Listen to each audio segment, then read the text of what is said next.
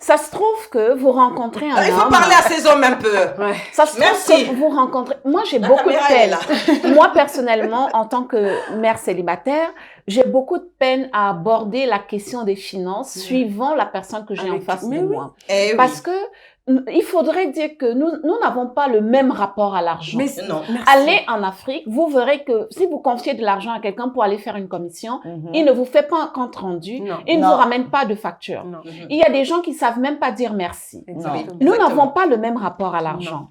Et suivant sur qui vous tombez, il y a des hommes vous mariez tranquillement, tout se passe bien au départ, mais au fil des années, à mesure que vous êtes promu dans votre contexte professionnel et que vous commencez à avoir une meilleure rémunération que le conjoint subitement peut commencer à développer des complexes. C'est ça. Exactement. Ce n'est pas que je viens de dire. Justement, je l'aborde pour aller dans le même sens que Aïcha. Ce n'est pas toujours parce que les femmes se prennent la grossette. Non. Des fois, vous tombez sur des hommes qui deviennent violents, qui deviennent agressifs verbalement et qui exercent de l'agressivité psychologique. Oh, tu penses que quoi? Parce que tu gagnes plus que moi, je m'en fous de ça, et puis quoi? Non, mais moi, les filles, moi, juste, on n'a pas de choses à dire à ces hommes-là. Je chute à ce que tu dis, Marthe-Cécile. Il faut vraiment recentrer le débat. Moi, je pense que si je m'entends avec mon mari, c'est une entente au départ. Et puis comme le monde économique change tout le temps, parce que c'est un perpétuel mouvement. On ne peut pas se dire que oui, pendant les 10 prochaines années, c'est madame qui va toujours travailler. Non, on ne sait pas. On ne sait pas de quoi est-ce que demain est fait. Donc maintenant, c'est au sein de la famille, c'est au sein de votre organisation que les rôles peuvent s'inverser. Et quand les rôles s'inversent, c'est maintenant vous vous asseyez et puis vous posez les bases. Maintenant, qui fait quoi? Comment ça va marcher? Où est-ce qu'on va? Mais moi, je pense pas que c'est parce que monsieur ne travaille pas qu'il va développer subitement comme ça des complexes s'il n'y a pas eu de discussion au départ. Mais il faut bien établir les bonnes bases. Ce n'est pas seulement une question de jouer les rôles, parce que ces rôles-là peuvent s'inverser au fur et à mesure que le temps avance. Bien sûr, parce que je vous dis, le monde économique est très, très violent. L'un des rôles qui peut s'inverser, par exemple, plus tard, excuse-moi, Marthe-Cécile, je te redonne la parole, c'est le rôle, par exemple, de l'enfant qui s'occupe après du parent. Aussi. Pour dire, ça change tout le temps. Ça change tout le temps. On ne peut pas se fier à cette histoire de... Mais la base doit être bien posée. Mais justement, la base pour moi, ce n'est pas de s'entendre ou de s'accorder. Parce qu'on ne peut pas s'accorder sur un futur improbable et un futur qu'on ne connaît pas. C'est ça. Parce que même moi... C'est possible. Moi, ce que je voudrais dire, c'est quoi? C'est que c'est une question de personnalité. Quand moi, je rencontre un homme, je le questionne sur comment quel est son rapport à l'argent? Qu'est-ce qu'il pense du fait qu'une femme soit plus rémunérée que lui? Ça, ce sont des questions qu'on peut aborder. Mais tu ne peux pas savoir d'avance que je gagnerai plus que mon mari. Alors, comment est-ce qu'on va se comporter à la maison quand moi je gagnerai plus? On peut pas savoir. On peut pas prévoir. Mais au moment où tu commences de gagner cet argent, parce que tu reçois ton contrat. Tu reçois ton contrat. On commence pas par recevoir le contrat quand on est en couple. Non, j'ai anticipé, je suis allée plus à l'avant. J'ai passé toutes les autres étapes. Voilà. Mais maintenant, je reçois mon contrat, je sais que je vais gagner 10 000 francs. Mon mari le sait. On va s'asseoir parce que je sais que le rapport à l'argent, c'est pas tout le monde qui a... On va s'asseoir. Il faut qu'on s'asseye pour parler de ça parce que ça va devenir un problème. Tout à fait. Et c'est pour ça que nous, on aborde ce thème dans la famille pour anticiper tous ces problèmes. Mais je vous dis, on peut tout anticiper. On ne peut pas se dire que non, on ne sera pas comme... Tu sais, quand tu as reçu ton contrat de ton entreprise, tu savais bien que oui, je vais gagner tant. Quand tu rencontres X doit savoir que oui, Marthe et Cécile gagnent 8 000 francs à la fin du mois. Et je m'organise par rapport à ça. On parle par rapport à ça. Comment... Et puis, il faut toujours communiquer avec l'autre. Savoir c'est où est-ce très que important. la communication. Je vais devoir mais c'est très bien, c'est juste ce que tu dis. Si vous me permettez, je vais devoir vous couper pour qu'on avance parce qu'on a le temps. C'est ça dans l'émission. Oui, bien sûr, passe bien tellement sûr. vite. On peut pas... C'est incroyable. C'est hyper intéressant. Justement, tu es en train de parler du côté financier. Sachant qu'il n'y a pas que le côté financier dans une famille, il y a encore d'autres aspects qui sont très, très importants, qui peuvent détruire une famille. Et pour moi, c'est très important que vraiment une famille ait cette structure. Est-ce que pour vous, avec le contexte actuel, le monde actuel, on va laisser un peu nos ancêtres, parce que on ne vit pas à l'époque de nos ancêtres. Donc, nous devons prendre vraiment, nous devons prendre le contexte actuel. Est-ce que hiérarchiser une famille, ce serait quelque chose qui pourrait apporter un plus dans ce monde? Moi, personnellement, je continue de penser... Un plus et quel plus? Alors, moi, personnellement, je continue de penser que oui, sauf que sachant le monde dans lequel on évolue, c'est important de privilégier la communication. Et c'est là où je reviens sur ce que Michel disait avant, et beaucoup plus haut encore, c'est que la différence entre l'Afrique et l'Occident, c'est que l'Afrique est une société qui fait le culte du silence. C'est ça. Il y a beaucoup de choses qui se terminent dans l'ombre. Les femmes n'osent pas toujours s'exprimer. Et vraiment, je pense qu'il y a encore beaucoup à faire en Afrique. Oui, beaucoup. Nous sommes tous d'accord dessus. Nous sommes vraiment en arrière. Que ce soit sur les violences féminines, il y a une forme d'impunité autour des violences. Il y a une forme de silence autour des viols, des violences psychologiques. Il y a une forme de normalité. Et il y a même une forme de banalisation de la violence. Et quand vous évoquez la question de la famille, il est important vraiment de mettre un peu une lumière sur la femme parce que c'est la femme qui porte la famille. Exactement. Qui est le socle de la famille. Et quand on parle des femmes, les hommes, excusez-moi, c'est pas pour dénier le rôle de l'homme. Vous êtes nos chefs. Vous êtes nos chefs. Vous êtes nos maris. Voilà. Nous avons besoin de vous pour avoir une plus-value. Exactement. Ce qui fait ma valeur, c'est pas mes études, c'est pas ce que je gagne, c'est de savoir que j'ai un homme sur qui je peux compter à tout moment. Qui me met en sécurité. Qui me comprend et qui m'offre vraiment une certaine sécurité. Merci, l'un des besoins prioritaires de la femme, c'est le besoin de sécurité. Et cette sécurité n'arrive que lorsqu'on sait qu'on a un vrai homme derrière soi. Merci. Mais maintenant, ce que je suis en train là où je voulais en venir, c'est la communication. La chance que nous avons ici en Europe, c'est que la société nous écoute. En fait, nous sommes socialisés de manière à ce qu'on nous apprend à parler, à nous exprimer, à mettre les mots sur nos souffrances, sur nos émotions. Et même les enfants ont leurs droits. Les enfants ont leurs droits revient à dire que... Parce que les Africains en Occident ont de la peine avec cette notion des droits de l'enfant. Et un individu à part entière. L'enfant, nous ne sommes que en fait des dépositaires, c'est-à-dire que Dieu nous donne la responsabilité des êtres humains. Mais une fois que vous avez donné vie à c'est une personne à part entière. Exactement.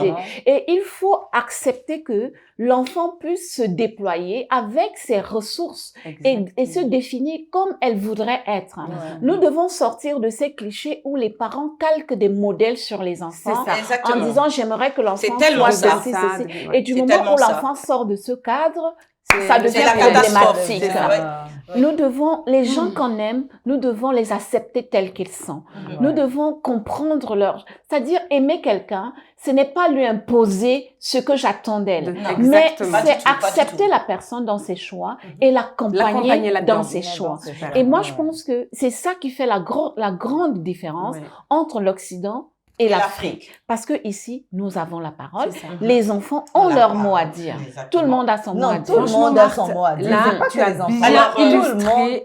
Alors, du coup, Marthe et Cécile, la hiérarchisation dans le monde actuel est importante, sauf que il faut la communication. Exactement. Et laisser la parole à tout le monde pour en sorte que tout le monde dans la famille puisse être épanoui dans cette hiérarchisation. Ce que je disais là, c'est qu'elle a super bien illustré tout mon ressenti par rapport au regard que j'ai quand je constate via les réseaux sociaux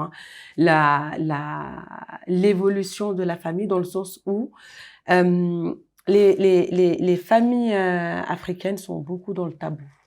J'entends dans le tabou émotionnel, dans le tabou social. Enfin, là, tu disais tout à l'heure que les femmes ne peuvent pas s'exprimer. Moi, je pense que c'est les femmes et les enfants ne peuvent pas s'exprimer. On n'a pas forcément, pour l'avoir vécu, quand on pose une question, c'est « t'es un enfant, alors il n'y a pas de réponse » ou on te balance une réponse toute faite qui n'est pas creusée, puis tu restes avec tes questions, tu restes avec cette réponse qui n'a rien à voir avec.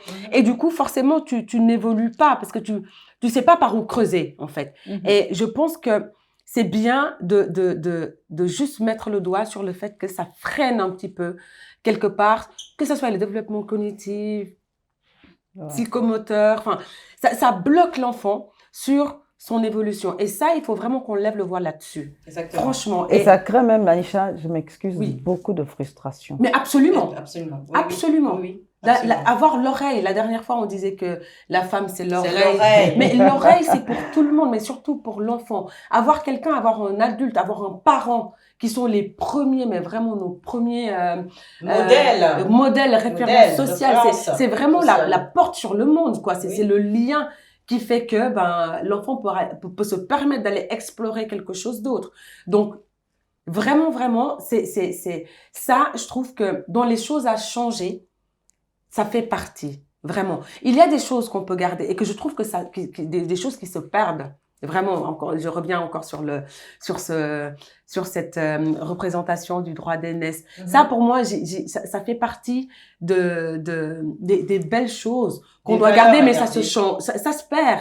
Et même ce qui se perd dans cette hiérarchisation chez nous, c'est que maintenant, on va voir. Il y a le côté financier, comme tu disais, que l'aspect économique chamboule tout. Oui. Mais vraiment, moi, je parle en l'occurrence du Sénégal. L'aspect économique a tout chamboulé. C'est-à-dire que si tu as ta fille ou ton fils, papa, maman, dès que le fils il rapporte beaucoup, là, il n'y a plus personne qui a la parole à part exactement. Le fils. Ça se passe. Dès que la fille apporte, alors on lui demande même pas, parce qu'aujourd'hui, il y a plein de catastrophes. Excuse-moi, Aïcha, pas qu'en Afrique, même en Europe. Moi, j'en connais des exemples de familles. Celui qui a plus d'argent, c'est lui qui a plus la parole dans la famille. Même les filles, et ça, c'est juste, moi, je trouve catastrophique dans les familles, c'est-à-dire les filles, même qui sont pas allées à l'école, même qui sont pas cultivées, qui n'ont pas, comment dire, qui sont analphabètes. Tu te retrouves comme ça avec de l'argent et tes parents ne se soucient pas de où tu l'as trouvé, qu'ils ne te questionnent pas là-dessus. Tu vas faire des choses qui sont pas louables, que tu ne veux même pas, juste pour sortir tes parents de la misère. Je suis pas sûre que pour moi, je suis certaine que c'est pas la bonne chose à faire. Vraiment. Parce que, comme tu disais tout à l'heure, il y a des enfants qui s'occupent de leurs parents après. Pour moi, il y a un temps pour ça. Une fois que l'enfant a fini de s'accomplir. Mais on en voit des enfants de 13 ans qui vont faire des choses et qui ramènent l'argent, puis les parents, ils sont là. Ils ne se questionnent pas là-dessus. Et ça, c'est la responsabilité des parents. Responsabilité des parents. Dans la structure familiale, vraiment dans cette forme d'hiérarchie, dès que l'économie, dès qu'il y a les finances qui sont sur la table, ça décompte, mais vraiment, ça déstructure tout. Donc, on va dire que maintenant, chez moi, en tout cas. C'est le domaine financier qui détermine maintenant les familles. Ce que je souhaiterais dire. J'ai pas entendu, pardon. Alors, c'est le côté financier qui détermine maintenant. Presque de plus en plus. De plus en plus. Mais c'est dommage. Alors, moi, c'est catastrophique. Je souhaiterais dire. C'est catastrophique. Ce que je souhaiterais dire par rapport à ça, c'est que je pense, comme je disais avant, suivant où on est, on peut être favorisé ou pas dans la société. Je crois que ça dépend aussi des familles. Parce que quand vous venez d'une famille où les parents ont été instruits, où les parents ont gagné de l'argent, ont construit leur avenir, moi je pense que ça se passe différemment. Oui, mais clairement, ça se passe différemment. Mais là, on va parler de la généralité. C'est pour ça que je disais que ça dépend des familles dans lesquelles vous êtes nés. Parce que toutes les familles ne sont pas identiques. Mais là, je suis pas d'accord. Non, pas du tout. Moi, je viens d'une famille modeste. Pour parler de mon exemple. Moi, je viens d'une famille modeste. Mes parents n'étaient pas des richissimes, mais mes parents étaient des enseignants. Et chez nous, dans notre famille, s'il y a une chose sur laquelle nos parents n'ont jamais lésiné, c'est les valeurs. Et je peux vous dire que sur la question des valeurs, il n'y a jamais eu de faille. Parce que même que je sois arrivée en Europe, mes grandes sœurs aussi sont là, je ne vais pas m'étaler sur ma vie, mais dans notre famille, même ma soeur qui est en Afrique, quand il y avait un conflit de famille, ton père, le papa, il disait, écoute ta grande soeur, tu es la dernière née. Il te rappelait ce que tu es aujourd'hui, tu le dois à tes aînés. À tes aînés. Exactement. C'est là qu'il faut revenir à jouer. Là, c'est spécifique. Les parents, toi, tu as eu la chance. Je m'excuse. Oui. C'est pour ça que je dis que ça dépend des familles. Je suis d'accord. Nous sommes d'accord. Et c'est ça que nous voulons ramener ici aujourd'hui. Je ne généralise pas. Là, c'est spécifique. Mais supposons, on prend l'exemple d'un enfant qui arrive dans une famille qui n'a pas les mêmes chances que tu as eues. C'est-à-dire d'avoir des parents professeurs, comme tu dis. Tu vois ce que je veux te dire? Et cet enfant-là, est-ce que c'est une raison pour qu'à 13 ans, 14, 15 ans... Pas du tout. Non, nous sommes là pour dénoncer des exactions. Donc, du coup, ce que je suis en train de dire... J'aimerais bien que tu regardes cette caméra que tu dénonces des exactions. Mais vraiment, c'est atroce. C'est juste que ces parents-là aussi, qui n'ont pas les moyens, il faut qu'ils sachent que jusqu'à un certain âge, c'est à eux d'apporter des ressources. Assumer la responsabilité. C'est ça que je suis en train de dire. Ouais. Mais bien ça va plus loin. Même des parents qui acceptent que leur fille, même adulte, c'est pas seulement une question des enfants, parce que là, nous tablons déjà sur des axes différents. Tout à fait. Parce qu'on parlait du droit de naissance, mais là, en ce qui concerne l'exploitation des enfants, c'est un autre travers de notre société africaine. Malheureusement. Parce que nous savons qu'il y a beaucoup de parents qui ont laissé leurs enfants partir en Europe faire de la prostitution. Oui. Exactement. Ils étaient en Afrique, ils mettent de la pression en disant on a des problèmes ici. Oui, c'est vrai. Ça fait que les filles en arrivant en Europe, elles n'ont pas pris le temps pour faire des études, pour elles se sont lancées dans la prostitution. Moi, je connais des filles, moi, je connais des gens, je vais devoir intervenir. Pour nourrir leur famille. Elle va intervenir. Elle va intervenir, Michel. Moi, ça me fend le cœur d'entendre ça. Mais c'est la réalité. C'est la triste réalité. Et ça existe depuis des années. Ça existe. Mais moi, malheureusement, en tant que parent, moi, je ne vois pas comment je vais demander à ma fille d'aller se prostituer pour moi me nourrir. Ça existe. Je vais te choquer un peu plus. Michel, je te laisserai continuer, mais je vais te choquer un peu plus. Oui. Ici, en Suisse, je connais une famille qui, la maman se prostituait, elle a fait venir ses 2 filles, elle a dit, voici ce que je fais. Vous faites, attends, j'ai pas fini. Et elle se prostituait dans le même appartement, ça veut dire qu'elle se passait les hommes. Alors Virginie, ça existe, ce sont des choses qui existent. Les filles, ça existe. Mais elle dit juste qu'elle, ça la choque. Je vous dis, ce que je dis, c'est la transmission des valeurs. Où sont les valeurs? Ça veut dire qu'il n'y a pas eu de transmission des valeurs. Ça veut dire qu'il y a nous sommes là aujourd'hui. Il y a failles dans l'organisation de la famille. C'est pour ça que nous sommes là aujourd'hui, Michel. Dès qu'il y a les finances qui rentrent en jeu, ça déstructure tout. Alors, on revient de ce que je voulais apporter aux familles, c'est ça. Ce que je voulais apporter et que nous voulons, chacune de mes consoeurs dira quelque chose dessus.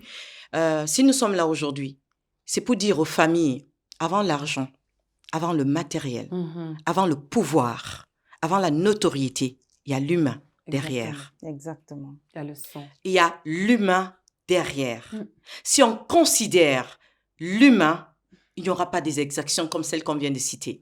Si on considère l'humain, la structure familiale sera respectée de tous. Parce que dans cette structure, le papa ne va pas venir se placer en gourou pour maltraiter ses enfants et sa femme. Il va juste les aimer. En tant qu'humain, ce qui suit, c'est l'amour. Exactement. Le socle de tout ce que nous sommes en train de dire, c'est l'amour.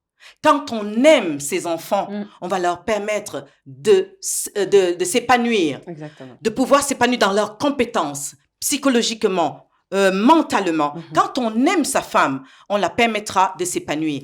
Vice-versa, quand on aime son mari, on va permettre à son mari de bien jouer son rôle de protecteur, de celui-là qui va nous apporter la sécurité avec les enfants. On va aider notre mari à pouvoir apporter la sécurité à nos enfants. Et quand on aime nos parents, on va les écouter. C'est ça. Parce qu'on aimerait que papa, maman soient fiers de nous. On veut pas que papa ait une crise cardiaque. On veut pas que maman ait une crise cardiaque. Non. Alors, si on écoute maman par amour, on va juste aller dans son sens. C'est une histoire d'humanité, de revenir à l'humanité. Parce qu'à nos jours, les êtres humains sont en train de devenir des robots. Les êtres humains sont en train de devenir pire que des animaux. Revenons à notre état humain. Tant que nous ne revenons pas à notre état humain, ça c'est ma façon de voir les choses, nous allons toujours rester dans ces exactions et même commencer la structure d'une famille et qu'elle s'éclate au bout d'un moment à cause du capitalisme, à cause du matériel, à cause du pouvoir et de la notoriété. C'est dommage. Oui, enfin, l'occasion pour moi de rebondir en disant que vraiment, quand les gens décident de se mettre ensemble pour fonder une famille, il faudrait que les gens se mettent ensemble pour des bonnes raisons. Il faudrait qu'on revienne sur la notion des valeurs. Parce qu'aujourd'hui, on a l'impression que les gens ont perdu le sens de la dignité humaine et le sens de la fierté et de la dignité humaine. Et je pense que ce serait important qu'on revienne sur les valeurs fondamentales qui sont vraiment le socle de la réussite de toute famille. C'est-à-dire le droit d'aînesse, le respect, la communication, mais vraiment sans être dans l'abus. Parce que ce qui dérange, c'est quand les parents se retrouvent dans l'abus de pouvoir, l'abus de leur autorité. Et c'est ça que nous déplorons. Mais franchement, quand les gens se mettent ensemble pour de bonnes raisons, vous verrez que l'argent ne sera pas un obstacle dans la famille. L'argent sera un moyen. Parce que même quand vous êtes dans une fratrie et qu'il y en a qui gagnent mieux que les autres, vous allez vous soutenir, travailler sur des projets communs pour faire avancer la famille. Quand le couple s'entend, quand il y a une réelle harmonie dans le couple et que on s'est mis ensemble par amour, pour des bonnes raisons, l'argent ne peut pas séparer deux personnes qui se sont réellement aimées. L'argent sera un moteur qui va propulser ce couple-là. Parce que vous allez vous dire, comment est-ce qu'on veut fructifier cet argent? Parce que même si la femme gagne bien aujourd'hui, au bout de 3-4 maternités, elle est fatiguée. Elle ne pourra plus apporter le même rendement. Mais si l'homme qui est derrière a réussi à penser aux investissements, à accompagner son épouse, peut-être qu'au bout d'un certain nombre d'années, ni l'un ni l'autre ne travailleront plus. Ils seront chefs d'entreprise et la famille continuera. Donc, moi, tout ce qu'on peut dire, dans la notion de hiérarchie, c'est que vraiment, mettez-vous ensemble pour des bonnes raisons et gardons nos valeurs. Voilà. Exactement. Ma chère Michel. C'est tout dit. Je veux dire, moi, je reviens juste pour notre cher et magnifique continent africain. Libérez vos esprits. Sentez-vous libre de vous exprimer. Exactement. Laissez la jeunesse libre au niveau de l'expression. Parce que vous les frustrez et ça crée des monstres plus tard. Ça crée des monstres. D'accord. Oui. On va la chercher aujourd'hui. J'ai juste ajouter quelque avec chose. Avec des maris bizarres pour le futur. Mais oui. Avec des maris je vais juste ajouter quelque chose pour un peu apporter, comme on dit, un petit parfum à ce que tu viens de dire. Chers parents africains, il y a peut-être une chose, je ne vous mets pas dans l'ignorance, que vous n'avez pas remarqué, les enfants sont très, très intelligents. Et ce que les enfants peuvent vous apporter dans l'organisation de la maison, au quotidien, vous n'avez même pas idée. Impliquez les enfants, donnez-leur la parole. Cette petite voix qui sort peut vous apporter des choses énormes au quotidien. Les enfants ne sont pas bêtes. Ils sont encore, même peut-être parfois plus intelligents que nous. Donnez la parole aux enfants. Ça va beaucoup les épanouir. Merci. Alors, moi, je trouve que tout ce qui a été dit est très, très pertinent, vraiment. Je voulais juste rappeler que chacun dans sa posture au niveau familial, dans cette hiérarchie, juste ne pas se mettre dans l'abus, ne pas rentrer dans ce gouffre qui est, c'est moi, j'abuse de mon autorité, j'abuse de mon rôle, que ce soit l'homme ou la femme, ou l'enfant, ou celui du milieu, ou l'aîné, si chacun a sa place, regarde l'autre, comme tu disais tout à l'heure, avec amour, qui est la base, vraiment la base de tout. Pour moi, vraiment, on a tout gagné. Sortir de cette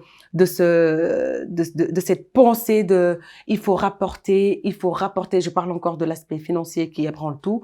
Si on est là-dedans, comme l'a si joliment dit Marthe, vraiment, si on est vraiment dans l'amour, tout ça, ça peut permettre de nous propulser, ça peut permettre de faire grandir la famille, ça peut permettre de encore plus ancrer les valeurs qu'on a appris vraiment, vraiment. Et du coup, on est après dans le partage finalement. Et c'est ça qui est beau, vraiment. Je vous remercie, mes chères dames. C'est vraiment énorme ce que vous avez dit ici aujourd'hui dans cette émission qui permet aux familles de pouvoir retrouver de l'équilibre. La hiérarchie dans la famille, je rejoins mes consoeurs ici, c'est très important. Vu ce qui se passe aujourd'hui dans ce monde, c'est important d'autant pour l'avenir de nos enfants. Si nous instaurons cette hiérarchie dans la famille avec respect, avec amour de l'autre, nous sommes que gagnants. Ça va nous permettre d'être épanouis au quotidien avec notre famille. Ça va permettre à nos enfants d'être des bons hommes, des bons papas, des bonnes mamans plus tard pour leur famille. Ce modèle que nous allons les inculquer, ces valeurs que nous allons inculquer à nos enfants en mettant cette hiérarchie en place et que chacun, surtout, ait son rôle et sa place avec amour et respect, fera que le monde aura moins de monstres. Le monde aura des hommes et des femmes équilibrés. Des hommes et des femmes équilibrés qui ne vont pas penser à taper sur l'autre. Parce que dans ma famille, papa et maman ne nous ont pas appris à taper. Ils nous ont appris à discuter. Quand mon frère ou ma soeur me fait quelque chose, je discute avec lui. Quand mon aîné parle, j'attends qu'il finisse de parler parce qu'il est mon aîné. Je parle ensuite, sans me frustrer. Quand mon petit frère parle ou ma petite sœur, je le laisse parler malgré qu'il soit mon petit frère. Ensuite, j'interviens. Je lui donne la possibilité de s'exprimer. Si nous instaurons cette hiérarchie et nous tenons fort dessus, c'est l'apport que nous pouvons apporter. Je ne dis pas qu'il n'y aura plus de guerre, mais il y aura moins de personnes cupides, des personnes égoïstes, des personnes violentes, comme nous rencontrons aujourd'hui dans ce monde où le capitalisme a pris vraiment une envol, une place qui étouffe les familles. Le capitalisme a pris une place aujourd'hui. Comme je le dis tantôt, les familles, c'est devenu comme Hiroshima. Ça explose entre mari, femme, enfant, entre frères et sœurs, entre oncles, tantes, grand-papa, grand-maman. Il n'y a plus de respect dans la famille. Il n'y a plus de structure dans la famille. Attelons-nous à structurer nos familles. Ça ne fera que du bien. Maintenant et dans le futur. Je vous remercie, mes chères et merveilleuses dames. Ça a été encore un plaisir. Notre invité de marque, mon Dieu, tu nous as donné ce qu'on n'a pas souvent. En plus, on aimerait bien t'avoir une équipe tout le temps. Mais bien sûr. Je vous remercie d'avoir écouté encore cette émission, de l'avoir suivie. Je vous invite à vous abonner sur notre page Facebook et YouTube. Voix de Femme 22 sur YouTube, Voix de Femme 22 sur Facebook et aussi sur Instagram. Nous avons un numéro de téléphone qui s'affiche sur la barre de description. Si vous avez un témoignage à nous donner, vous pouvez nous appeler. Si vous voulez être invité, vous serez toujours les bienvenus. Il y a toujours la place pour les invités. On mettra toujours une chaise de plus pour vous et nous serons très heureux de vous recevoir parmi nous. Merci, au revoir et à bientôt.